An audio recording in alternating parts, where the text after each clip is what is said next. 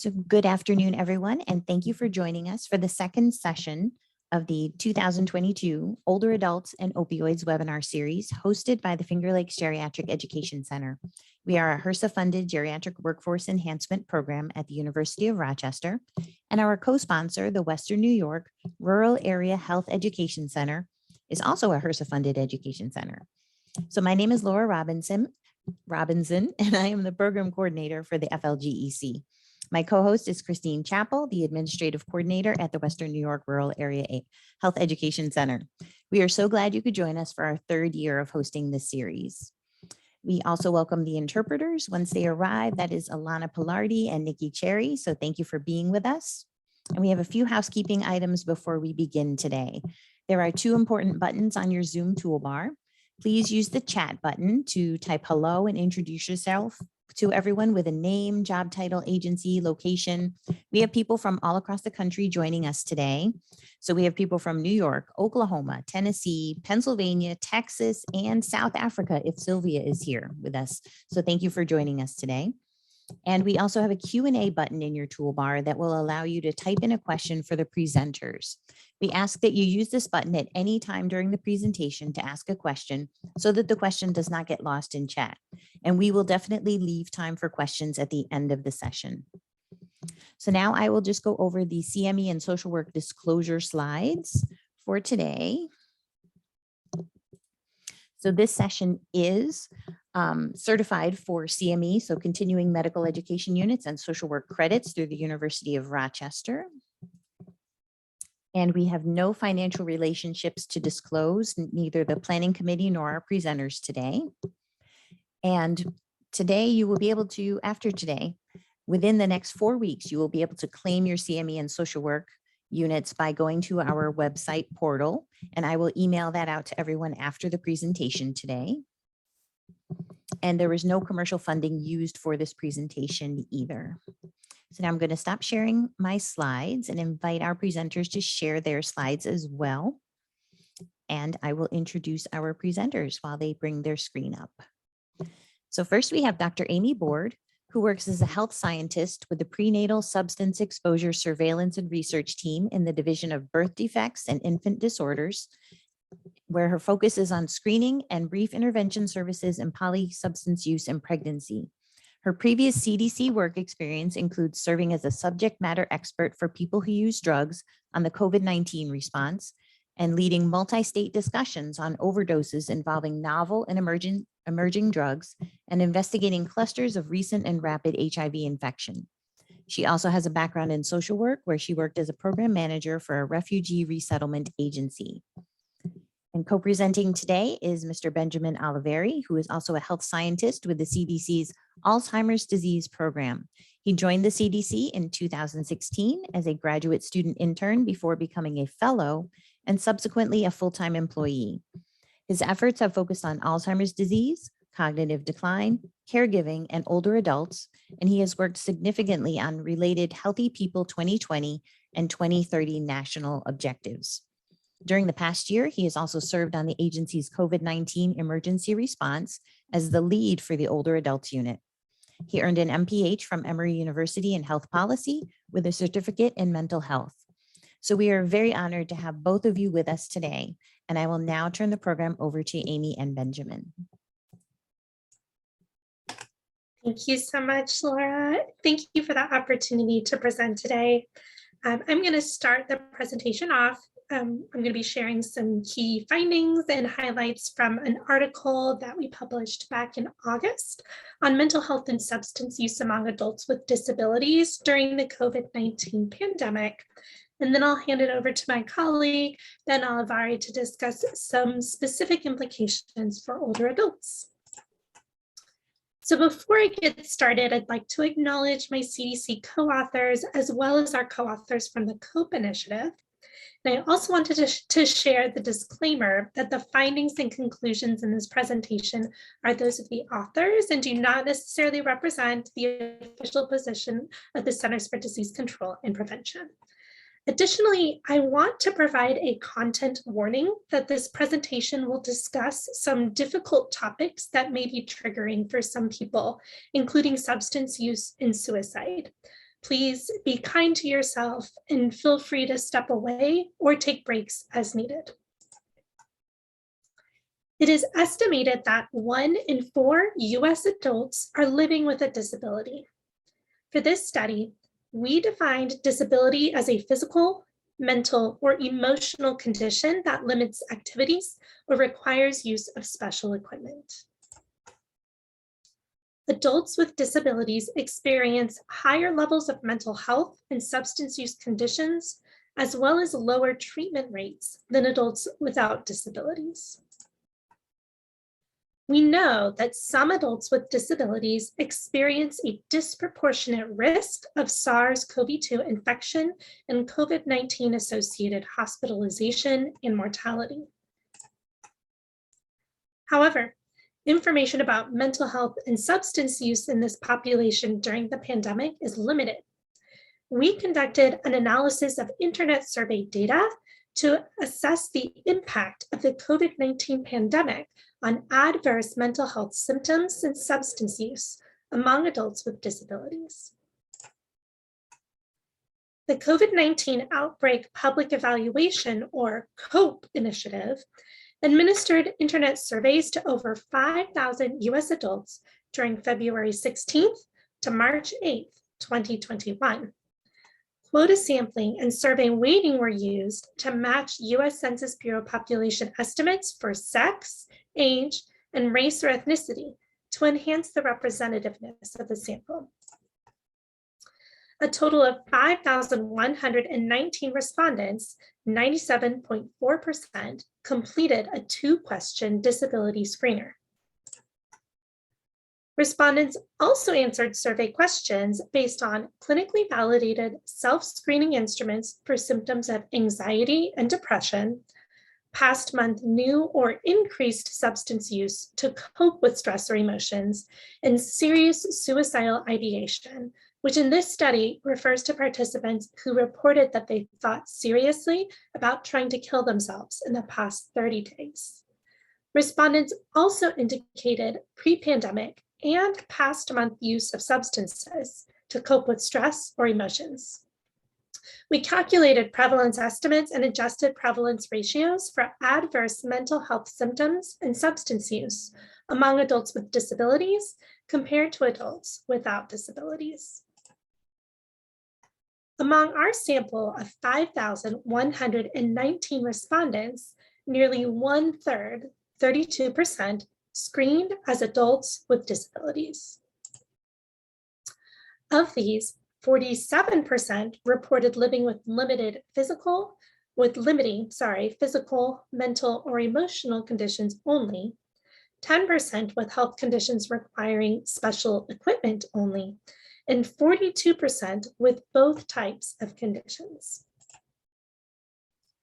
Adults with disabilities more frequently experienced symptoms of anxiety or depression, 57% versus 29%, new or increased substance use, 39% versus 18%, and serious suicidal ideation, 31% versus 8%, than did adults without disabilities. Overall, 64% of adults with disabilities reported adverse mental health symptoms or substance use, compared with 36% of adults without disabilities. This table shows the characteristics of adults with disabilities in this sample, including the age distribution. For each demographic characteristic, the prevalence of mental health concerns or substance use during February to March 2021 is provided. I've highlighted here the findings for individuals aged 50 and above. Overall, about half of adults in the 50 to 59 age range experienced one or more adverse mental health or substance use symptom, and nearly 1/3 of adults in the 60 to 69 age range, or aged 70 and above, experienced one or more adverse mental health or substance use symptoms. Since our overall sample of older adults with disabilities who experienced mental health concerns or new or increased substance use was small, we combined all adults aged 50 and above into a single group for our remaining analyses. During February to March 2021, symptoms of anxiety or depression was approximately 1.5 times as prevalent for adults with disabilities compared to adults without disabilities. Symptoms of anxiety or depression were approximately twice as prevalent among adults with disabilities who are aged 50 or above, those of non-Hispanic Asian race, those of Hispanic or Latino ethnicity, and those who were not in parental or caregiver roles. New or increased substance use during February to March 2021 was approximately 1.5 times as prevalent for adults with disabilities compared to adults without disabilities. New or increased substance use was approximately twice as prevalent among adults with disabilities in parental roles only and among essential workers. Alarmingly, serious suicidal ideation was approximately 2.5 times as prevalent for adults with disabilities compared to adults without disabilities during February to March 2021. Suicidal ideation was also more prevalent among adults with disabilities aged 50 or above, those of Hispanic ethnicity, adults with disabilities in unpaid caregiving roles, and essential or non-essential workers. This graph shows the prevalence of reported substance use among adults with disabilities, shown in blue, and adults without disabilities, shown in gray.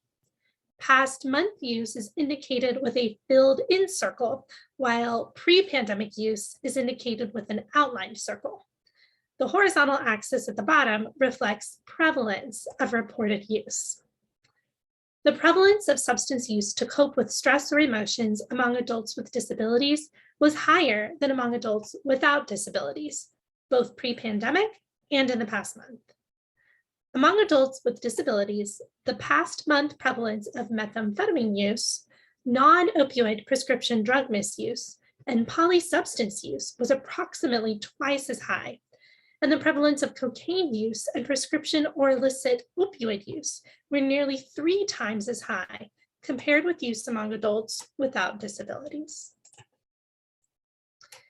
Past month methamphetamine use prevalence increased 46% among adults with disabilities and 41% among adults without disabilities compared with pre-pandemic use.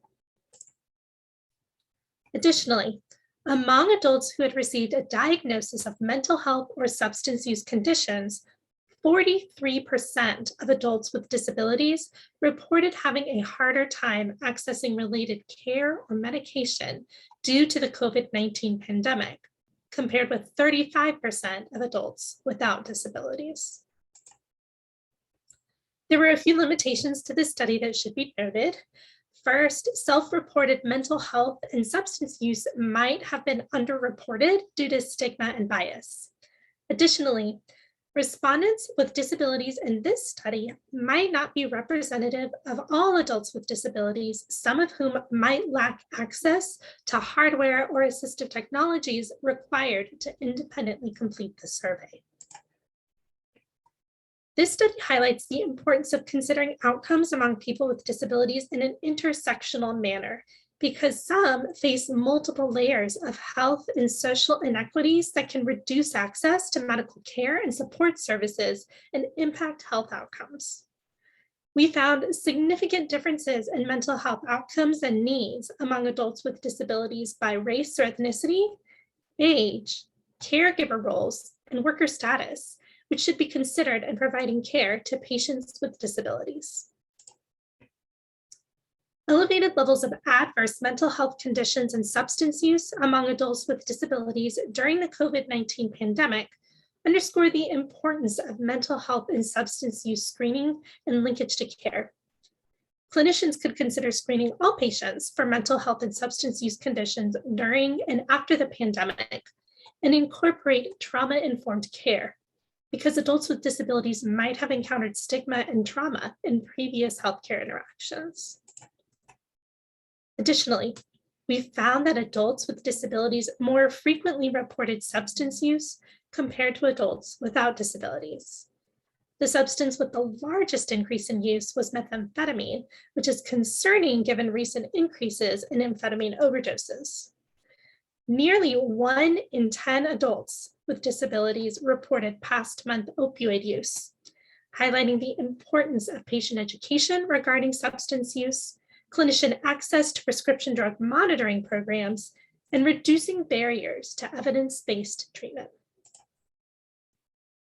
Our findings also highlight the need to improve the accessibility of medical care and support services for adults with disabilities during and after the COVID-19 pandemic.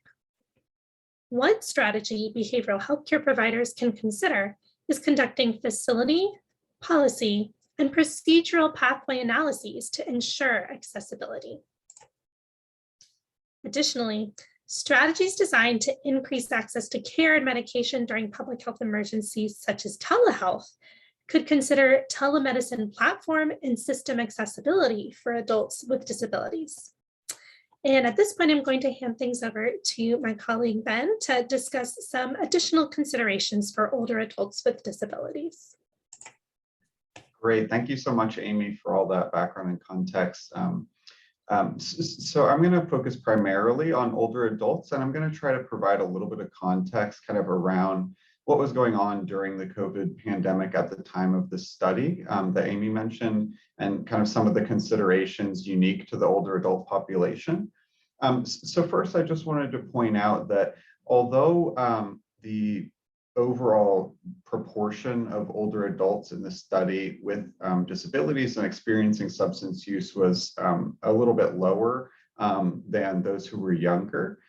Something to keep in mind is that among older adults more generally, the prevalence of those who are experiencing disabilities is higher. So even though 1 in 4 of the folks who were in the study experienced a disability, among older adults, about 2 in 5 actually do have at least one disability. Now, another thing to keep in mind is that among all folks with a disability, it does often lead to a decrease in access to medical care, particularly during disaster situations. It can be limiting via the disability that they are living with. However, among older adults, we do see that there is a good amount of access to healthcare due to those systemic factors that we experience in our healthcare system here in the US, namely Medicare. So many of those who are 65 years and older do actually have decent amount of access to healthcare services. Next slide, please. So some of the things to consider when we're thinking about older adults with disabilities specifically. So some disabilities may actually increase risk for infection and poor outcomes of COVID-19. We saw that throughout the pandemic, that people with disabilities were often at increased risk. And then also those disabilities may interfere with some of the health protection and guidance that was developed during particularly COVID-19, but other public health emergencies as well. So some of the things that I've pointed out here are that folks with limited mobility may experience additional issues and complications during public health emergencies, and we saw that during COVID-19 as well.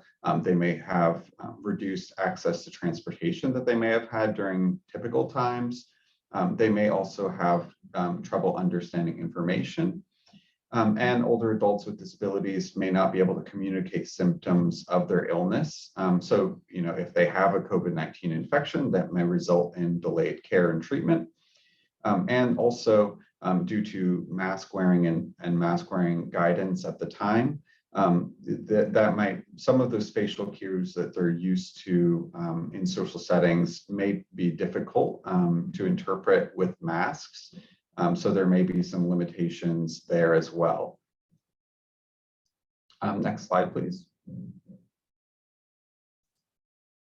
So one other thing to keep in mind, as we all know, as we get older, we do typically have an increase in the prevalence of chronic conditions. So aging is often intertwined with these multiple chronic conditions that can increase morbidity and mortality, particularly during disasters. And as we saw throughout COVID-19, this increased morbidity and mortality risk among those who had these multiple chronic conditions during the COVID-19 pandemic.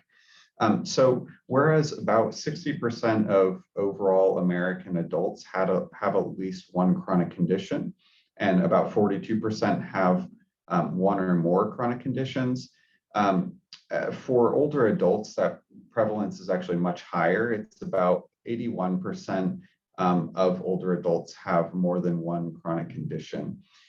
So that's something to keep in mind when we're thinking about older adults. They have this increased risk due to those underlying comorbidities.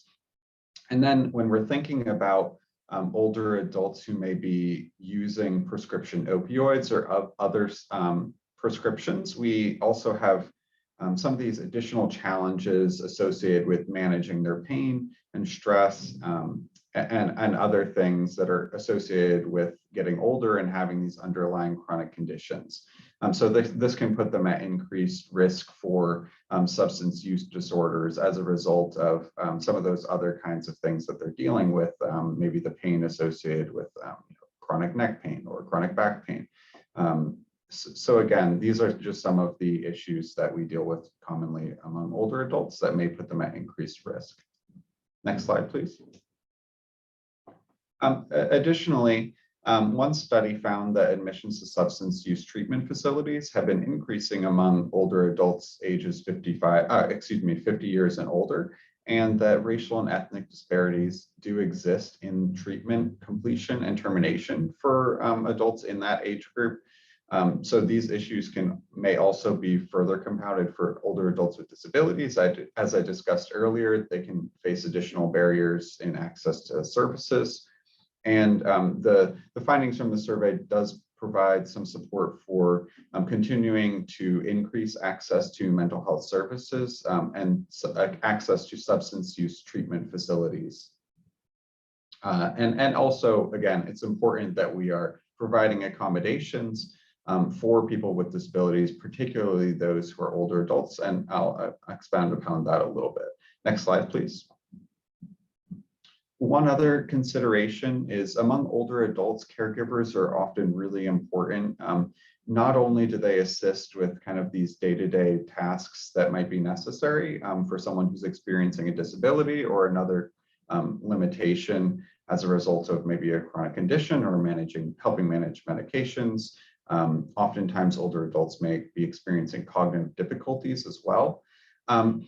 But in times of emergencies, those people can often be the best advocate on behalf of the patient if they become ill and require hospitalization.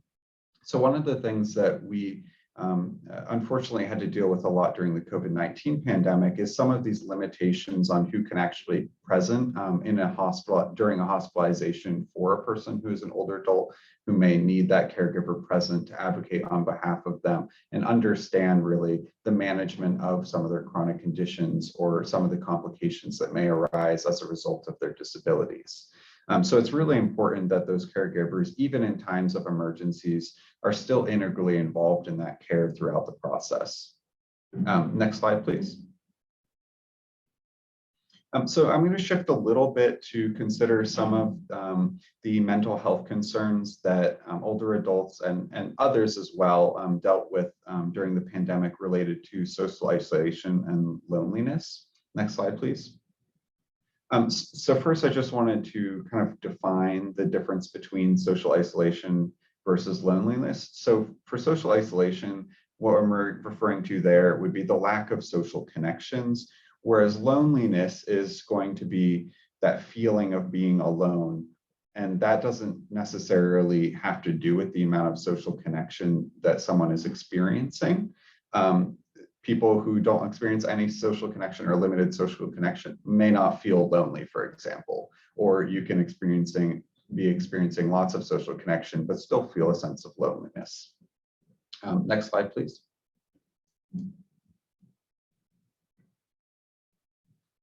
So there are health risks associated with each of these things, social isolation and loneliness.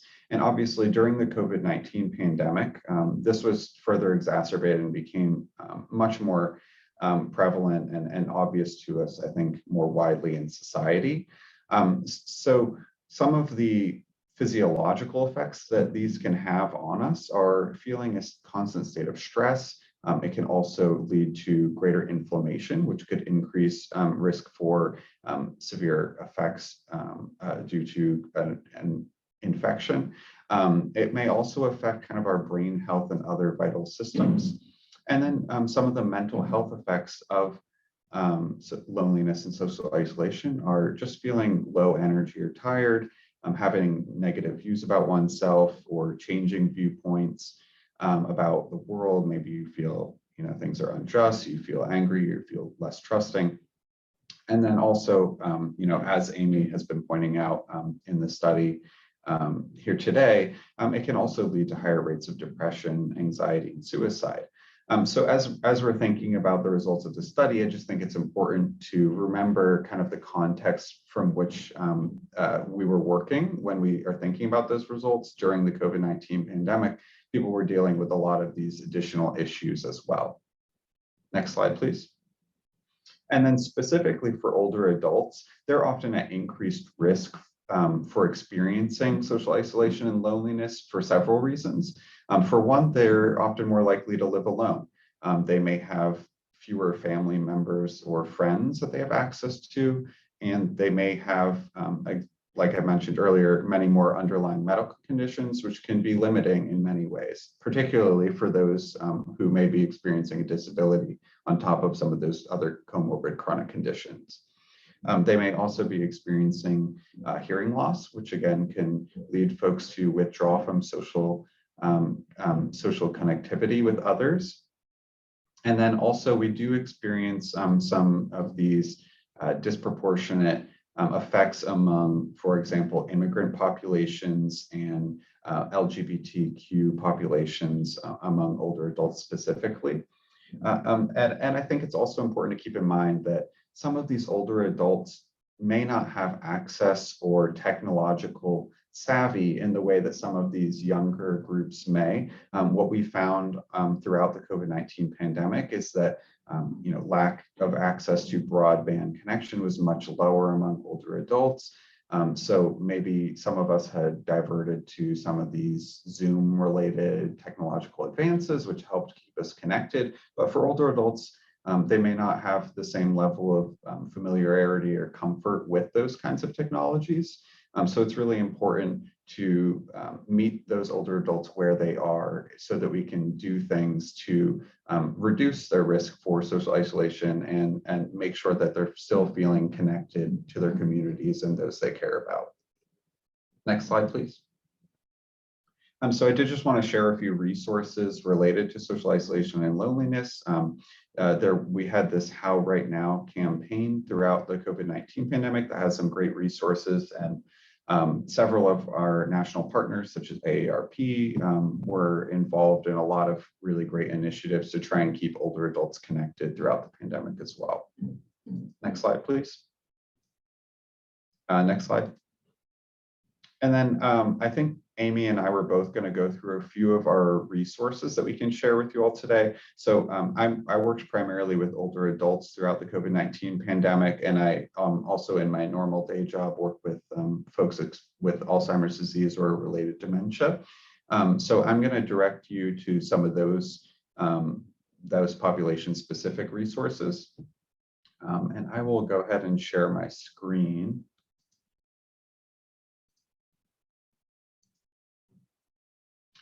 So here we have our more general emergency preparedness page for older adults. So this has things like creating a care plan, creating emergency supply kits, 4 times of emergencies. So this would be not just COVID-19, but in, whether it's a natural disaster or things like that. And there are several different sub-content items throughout the page that you can feel free to take a look at. There's also some good content from some of our partners at other federal agencies as well. And then for COVID-19 specifically on our webpage, it's cdc.gov/aging/COVID-19. We do have some resources specific to older adults from the COVID-19 pandemic. I would direct you primarily to the information for older adults. This got updated throughout the COVID-19 pandemic. So it has some information about whether folks are experiencing symptoms, what they should be thinking about, how to protect themselves. And then we also developed things like guidance for adult daycare services and things of that nature. And then our more general cdc.gov/aging page, it primarily focuses on older adults with a dementia or cognitive impairment, but we do have some other resources as well, and we do often share different items about caregiving and other older adult related items. And you can see here, feel free to sign up for email updates. We come out with aging related resources from ourselves, whether it's papers or some things that partners are developing as well. And Amy, I'll turn it back to you.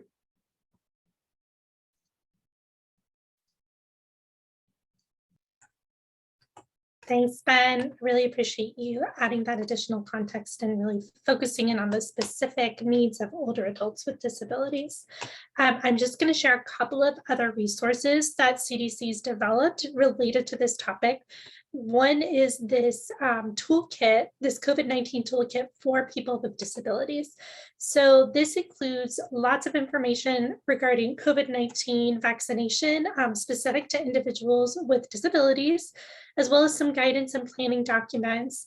And then it has other more general links to resources for individuals with disabilities or for COVID in general. And if you scroll to the end, there's even downloadable posters, fact sheets, whatever kinds of information may be helpful or useful for your services and your work. And then the other page I wanted to direct you to, and I apologize, these I did not include these in the slideshow, so I will post them into the chat so you have these links as well. So this page is CDC's page directed at COVID-19 and people who are at increased risk because they are using drugs or have substance use disorder. So having a substance use disorder is actually one of the underlying conditions that can make you more likely to get severely ill from COVID-19.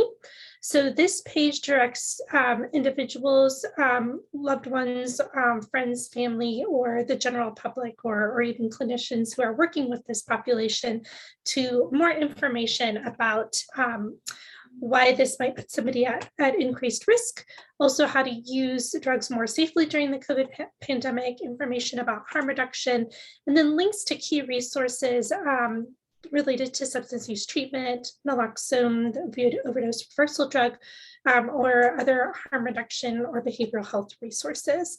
So this is the other resource that I wanted to let you know about, additional information about COVID-19 vaccination here.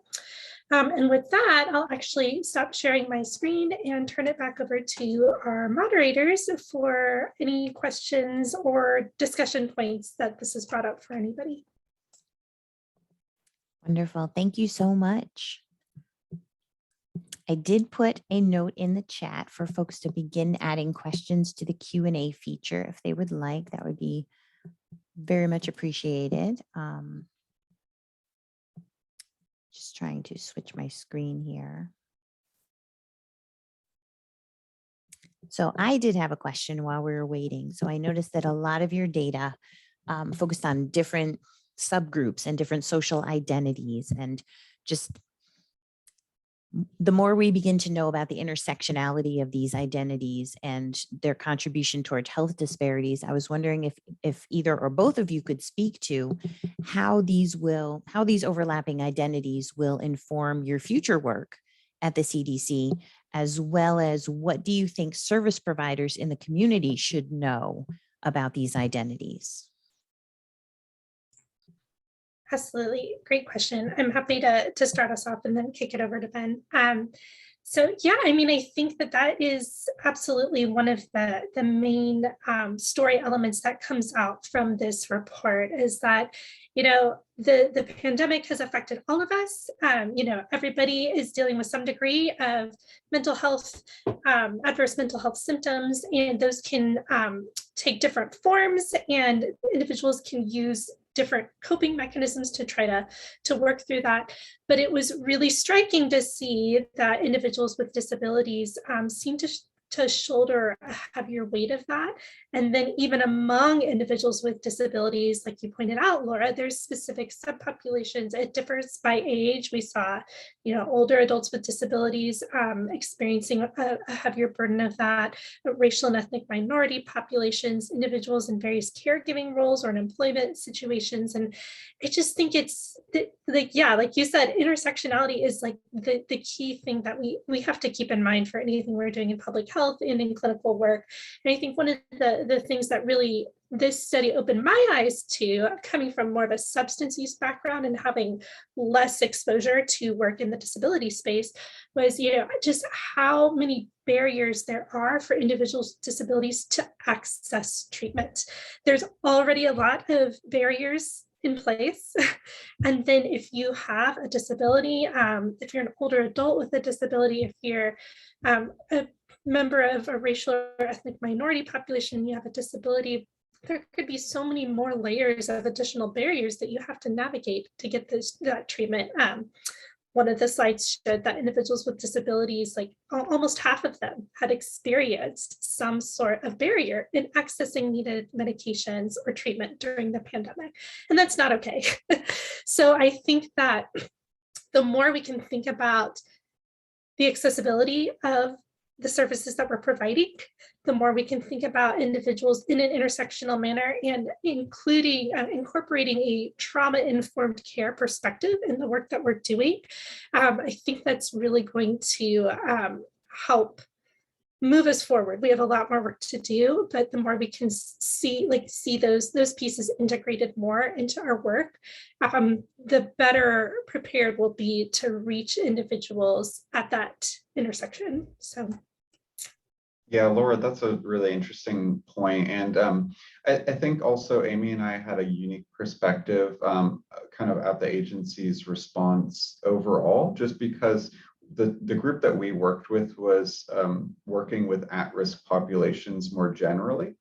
So for example, we would work with folks who are focused on people experiencing homelessness, in addition to, say, people experiencing disabilities or older adult populations. So I think one of the things that I really took away from that work was to see, yes, there are, you know, these specific and unique considerations for each of those particular subpopulations, but then there's really the layers that build on top of one another in terms of people fitting into multiple pieces of these categories. And I think particularly in my work, focusing on older adults, I saw that so frequently because older adults were already at such an increased risk just by nature of experiencing multiple comorbid chronic conditions. But then in thinking about which specific conditions those were, a lot of the work coexisted and overlapped with some of the work of others at CDC throughout the pandemic.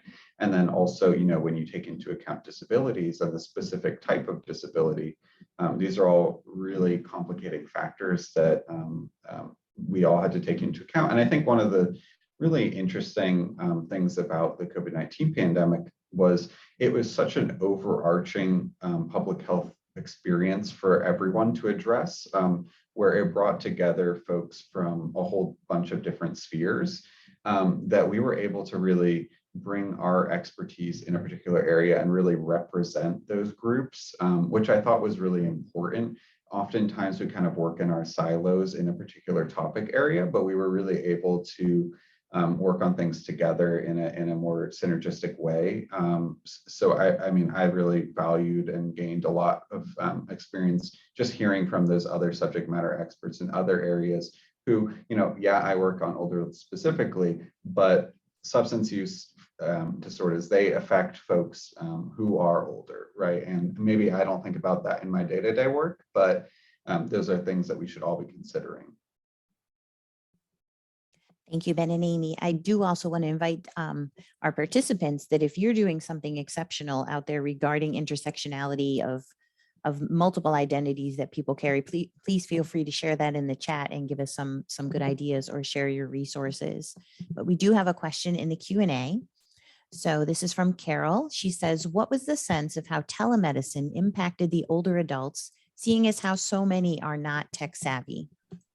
Yeah, so that's a really great question. And I would say that for older adults, they did experience more difficulties with those kinds of new technological advances in, say, telemedicine. Oftentimes, they did sort of rely on phone calls in a more traditional way than, say, a Zoom call, or really paper resources throughout the pandemic. And then some of the issues, though, particularly among older adults with disabilities, was many of the means of transportation that they may have been accustomed to using and having provided for them were severely limited, particularly early on in the pandemic. So they weren't really able to access providers or healthcare services in the same way that they may have previously. But I definitely agree with the point that when we're thinking about increasing access to healthcare services, we really do need to meet people where they are. And for older adults, some of these telemedicine and technological advances may not meet them where they are right now. And that leads to us needing to provide maybe better transportation options for them if they do not have that ability to really use that technology effectively or are not comfortable doing so. And then also providing them really the opportunity to have access to increased broadband, effective broadband services. And some of these maybe groups of caregivers who can help and assist with some of the technological components that the older adults themselves may be experiencing trouble with. Thanks, Ben. Amy, did you want to add anything? Yeah, we were not able to look specifically in our survey and in our analysis on what the older adult group with disabilities, what their perspective was of using telemedicine. But we know from other work that CDC is doing in the telehealth space and just some of the articles that have been published looking at telehealth use in the pandemic is that it really is, it's this wonderful tool. It's been able to increase access to services in a lot of instances. And in some instances, though, it's actually not reduced disparities, but increased disparities. And so it is something that we continue to think about as we move forward, because there's so much potential in using this tool and so many opportunities to reach people who maybe couldn't have been reached before. But at the same time, is it equitable, and do we have everything in place to make sure that we're not excluding individuals from access to care by relying on telemedicine? Yeah, and I did just drop in the chat a link to Search Find Help. So this was developed during the COVID-19 pandemic as a kind of overall resource center related to older adults in public health emergencies, as well as their caregivers. And we did, as a component of this work, we did do some surveys of older adults and really see kind of what things they were dealing with during the time during COVID-19. Were they able to access the resources? Were they having trouble with some of these technology issues? And we did find that they were having some limitations with respect to particularly access to good, stable internet connections. That was really primarily one of the biggest disparities that I think older adults were experiencing. But I would encourage you to kind of check out, there was both a report that talked about some of the findings, and then also there are a lot of really good resources on there in various communities and nationally. And I'm sorry, I just realized that the links that Ben and I were putting into the chat were to the hosts and panelists. So I tried starting to share those with everyone, and I think I just like spammed everybody with like the same link multiple times. So Ben, would you be able to add? Yeah, you're right. I did the same thing. Yeah. I was going to ask you to maybe just go over what you had shared. I saw a lot of things coming, so I was hoping that you guys were going to say a few words, but yes, putting them to everybody helps a lot too. We did have a comment from Kathy Dodge in the chat who she said it's not a question per se. Oh, now I just lost it. Wait, there's so much that she's made very many referrals to mental health services with her geriatric patients and internal medicine patients over the past year, but not had as many substance abuse referrals. And I don't know if Kathy, if that's just your patient population, they're not having the substance abuse referrals, which is fantastic. Or I know some providers aren't necessarily even screening this population. So that continues to be an issue for the geriatric population as well. It's just not thought of as something that they go through. So just to even bring that awareness up, I think is helpful. And we have another question from Carol in the Q&A who says, it speaks loudly to the issue of addiction in our country when they made liquor stores an essential business when COVID hit. One program in Rochester had an extremely high percentage of relapse with their older adults. So maybe not a question so much as a statement.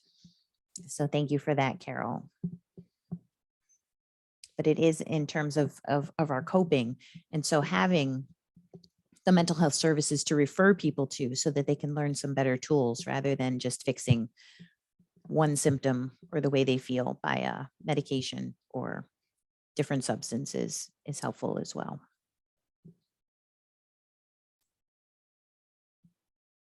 And Kathy said they do screen, but still haven't had as many. So great. Very glad for the screening.